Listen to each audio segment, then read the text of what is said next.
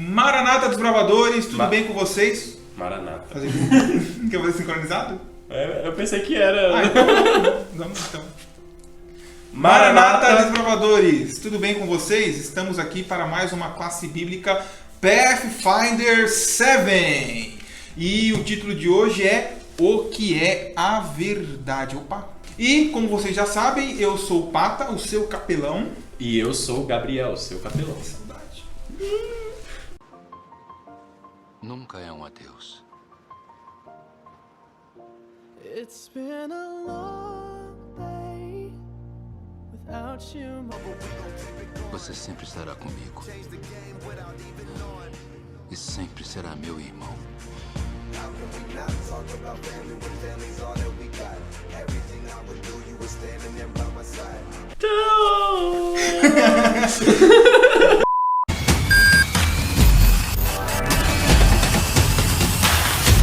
Então você que está acompanhando a sua apostila, nesse começo de história, Gael e Rodrigo estão ali observando, né, que tem um homem no muro e eles vê dois corredores. Um muito experiente, correndo muito rápido, né, parecia o Bolt, né? Quem não conhece o Bolt é o maior corredor olímpico de todos os tempos, até agora detentor do recorde, né, dos 100 metros rasos e acho que até dos 200 e dos 400 também.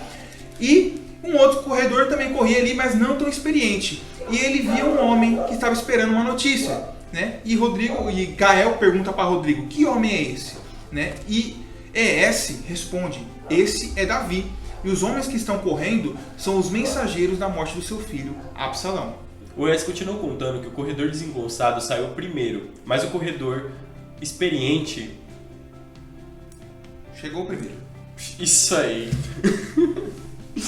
Esse último era chamado de Aimás. Ele chegou, se prostrou diante do rei e disse que seu filho havia sido encontrado. Só que logo na sequência, o corredor desengonçado chegou e disse que as notícias não eram tão boas. Gael perguntou para S como que o corredor saiu primeiro, sabia de toda a história e o que saiu depois não. ES explicou para Gael que o outro corredor não falou a verdade porque tinha medo de contar toda ela para o rei e das consequências que isso trariam. Então Gael perguntou para o Espírito Santo: mas verdade e mentira não são só questões de ponto de vista, né? Não é relativo?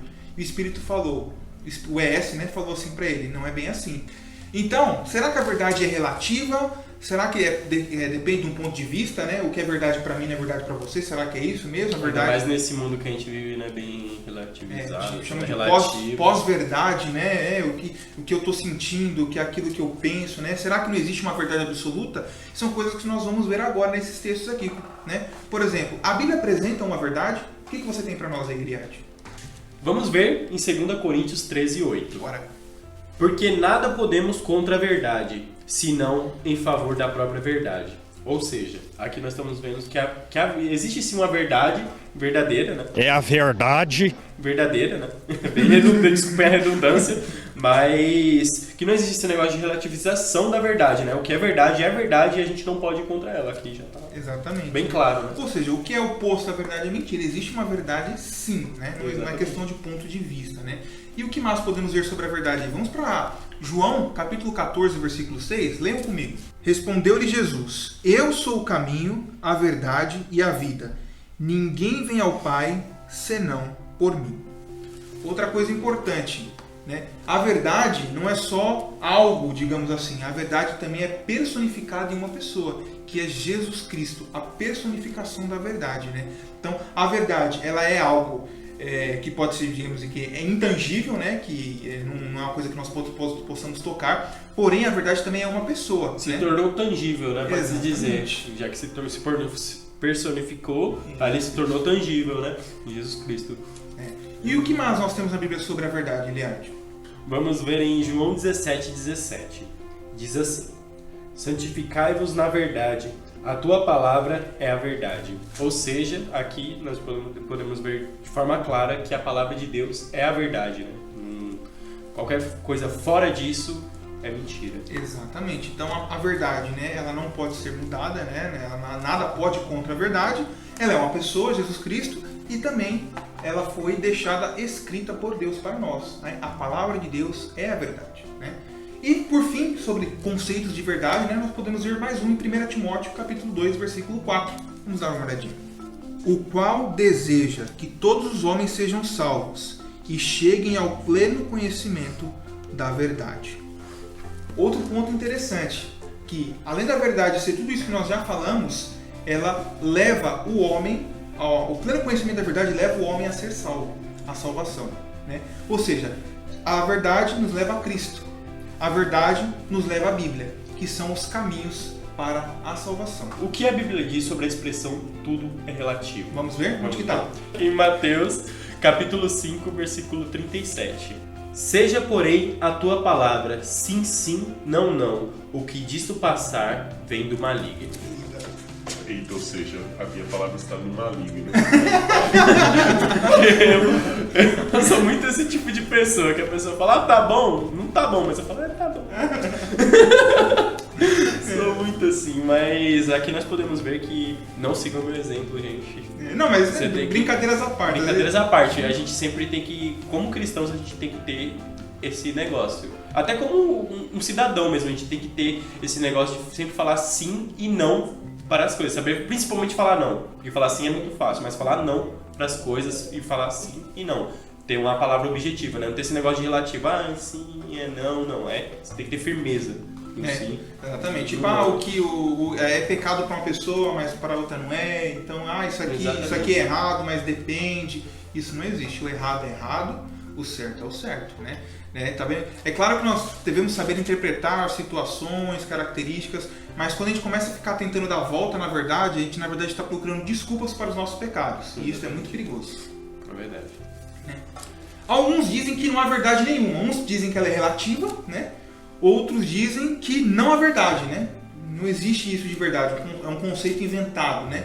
O que a Bíblia tem para nós? Vamos ler em Êxodo capítulo 20, versículo 16. Não dirás falso testemunho contra o teu próximo. Já ouviu falar o termo mentira branca? Né? A pessoa fala que a mentira que não é tão pesada, mas não vai ofender ninguém, não vai machucar ninguém, né? Mentira branca, é um termo que as pessoas utilizam aí, né? Então quando a mãe liga lá e as Casas Bahia, né? Fala que eu não tô, para não ter que encarar a cobrança, ou então... Aquela piadinha, né? Tipo aquela brincadeirinha que você fala depois, é só brincadeirinha. Dizem que toda brincadeira tem um fundo de verdade, né? Que a gente não pode... até uma coisa que, usando um exemplo pessoal meu, eu não gosto de falar mentira para minha filha, por exemplo. Para quem não sabe, eu tenho uma filha bem pequenininha, ela tem 1 ano e alguns meses.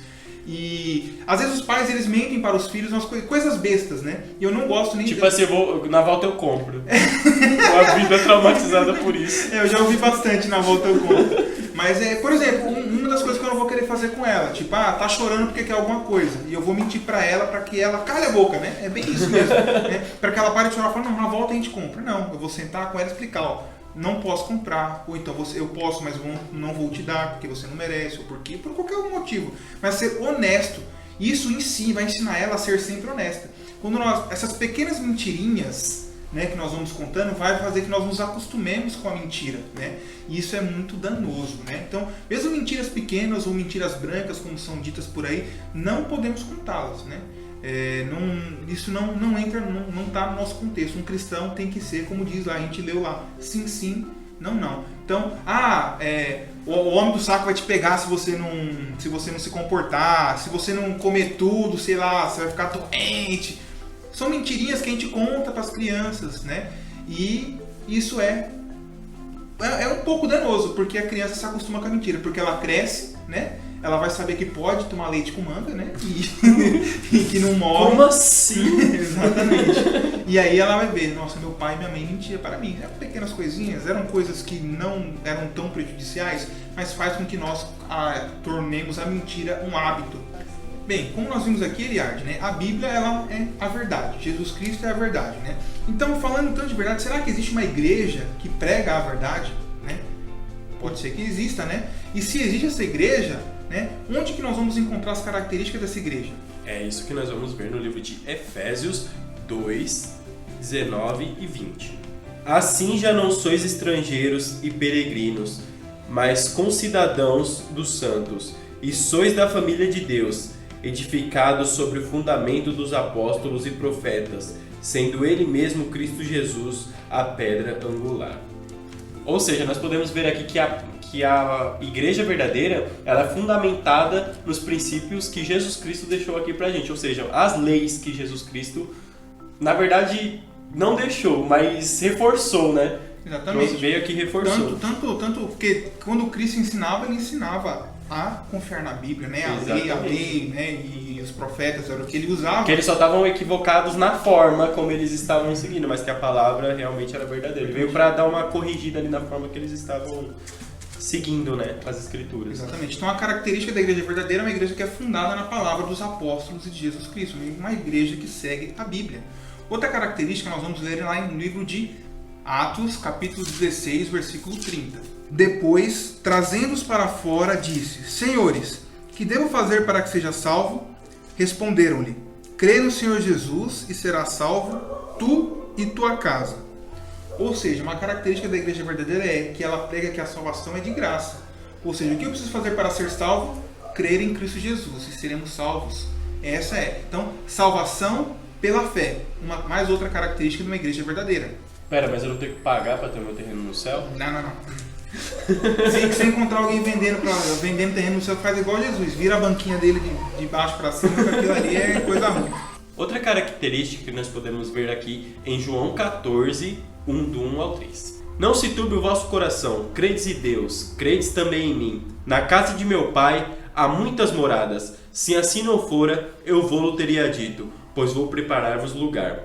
E quando eu for e vos preparar lugar, voltarei e vos receberei para mim mesmo, para que onde estou estejais vós também. Ou seja, outra característica que nós podemos ver é uma igreja que fala da volta de Cristo, né? A questão de Jesus ir, preparar lugar lá no céu e vir nos buscar, né? Exatamente. Então a igreja verdadeira, ela acredita que Cristo vai voltar. Exatamente. Já aproveitando que nós estamos no capítulo 14, vamos ver o versículo 15 também, que é outra característica da igreja verdadeira. Olha só. Se me amais, guardareis os meus mandamentos. Ou seja, uma igreja que professa ser uma igreja verdadeira e é uma igreja que ama Jesus Cristo, ela guarda os mandamentos de Deus, né? Então vai anotando aí todos esses pontos. Vamos para mais um? O que você tem aí pra gente, Eliade? Fica em Apocalipse 12, 17. Irou-se o dragão contra a mulher e foi pelejar com os restantes de sua descendência, os que guardam os mandamentos de Deus e têm o testemunho de Jesus, e se pôs em pé sobre a areia do mar. Ou seja, aqui está mostrando mais uma prova, né, de que o próprio diabo ele está atentando aqui contra as pessoas que guardam a lei de Deus. Ou seja, uma igreja assim que tem essa perseguição, né, tem essa questão assim de o diabo está ali atentando por ela estar seguindo os mandamentos de Deus, já é um sinal também que ela é uma igreja de Deus, né? Exatamente. E também no final fala o testemunho de Jesus, né? E lá em Apocalipse no capítulo 19 fala que o testemunho de Jesus é o espírito da profecia. Então, essa igreja verdadeira, ela tem um espírito de profecia dentro dela, profeta, um espírito de profecia que vai guiar essa igreja. Nós vamos ter um estudo só sobre isso mais pra frente, então você fique ligado que a gente vai ter um estudo só sobre esse parte, que é o espírito de profecia, os profetas na igreja. E é bem legal essa. Muito bom. Agora, vamos para Isaías, capítulo 58, 13, para ver mais uma característica. Vamos ler? 58, 13 de Isaías? Diz assim: Se desviares o teu pé de profanar o sábado e de cuidar dos teus próprios interesses no meu santo dia, se chamares o sábado deleitoso e santo dia do Senhor, digno de honra e honrares, não seguindo os teus caminhos, não pretendendo fazer a tua própria vontade, nem falando palavras vãs, então te deleitarás no Senhor, e eu farei cavalgar sobre os altos da terra, e te sustentarei com a herança de Jacó, teu pai, porque a boca do Senhor o disse. Ou seja, além de ter que guardar a lei, né, que já é muito importante, nós não podemos esquecer o mandamento esquecido, né? Porque dos 10 mandamentos, né, ninguém contesta nenhum dos 10, só o quarto, que é o do sábado. Ou seja, guardar os mandamentos, incluindo o sábado, né, o dia de guarda, que é o sábado. Outra característica se encontra em Mateus 24, 14. E será pregado este evangelho no reino por todo o mundo, para testemunho a todas as nações, então virá o fim. Ou seja, uma igreja missionária, uma igreja que prega também a palavra de Cristo, né? Que leva essa palavra. Exatamente, que divide, né? Não é uma igreja egoísta, né? Ela Exatamente. prega o evangelho do reino. Bem, por último, 1 Coríntios 3, 16, mais uma característica desse povo. Não sabeis que sois santuário de Deus e que o Espírito Santo de Deus habita em vós? Se alguém destruir o santuário de Deus, Deus o destruirá, porque o santuário de Deus que sois vós é sagrado. Ou seja, é uma igreja que se preocupa com o corpo, né, com o santuário, né, uma igreja que dá recomendações de saúde para o seu povo, uma igreja que está preocupada com a saúde, né? Então, sabemos que muitas doenças hoje no mundo são doenças que são causadas pela boca, né? Pressão, coração, colesterol, fígado, muitos de órgãos vitais estão sendo afetados pela maneira que nós nos alimentamos. E essa igreja se preocupa com o santuário, que é o nosso corpo.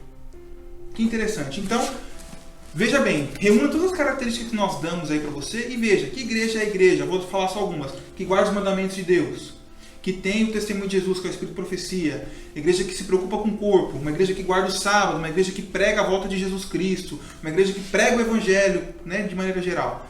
Você conhece alguma igreja assim? Se alguém conhece, essa pessoa tem que fazer o quê para Eliade? Eu queria conhecer. Se você conhece, me apresenta. Exatamente. Põe nos comentários que o Eliade vai ler os comentários aí, tá bom? Que ele quer saber que igreja é essa, ele vai ficar ansioso. Se você não responder, ele nunca vai saber. Então coloca no comentário que ele vai ler esses comentários aí, tá bom? Então, o desafio dessa semana é que você discuta o estilo de vida adventista, se é de acordo com a Bíblia, tal. Você vê, depois disso que a gente passou, é até uma ajuda aqui, uma colinha aqui para vocês verem sobre isso e fazer um relatório, né, sobre isso e apresentar aí para o seu conselheiro, para sua diretora. Tem que provar, falar que fez é muito fácil. Para você ganhar talento, né, tem que mostrar ali, fiz exatamente. Pelas coisas aí, pelos prêmios que falaram para mim que é muito legal. Bem, então é isso e aí. Você, como Gael, ainda tem dúvida se a verdade é relativa, se não é? Tá tudo certo? Então coloca aí se você acha que a verdade é relativa. Ou se você tá igual eu aí, querendo descobrir essa igreja aí. Né? Exatamente. Então coloca nos comentários. Então estamos acabando por aqui. Nunca se esqueça de fazer aquelas coisas que, vamos colocar assim, né, sagradas, né, digamos assim, que é quase um ritual que você tem que fazer, que é curtir, comentar, compartilhar, divulgar com seus amigos, né, falar muito bem da gente também. Ou muito mal também, importante é falar da gente, tá bom? Mas comenta aí, faz o que você quiser. E não se esqueça que semana que vem tem mais um outro vídeo, a gente continua essa classe bíblica, tá bom? E eu tô de volta. Então até mais, pessoal, e Maranata!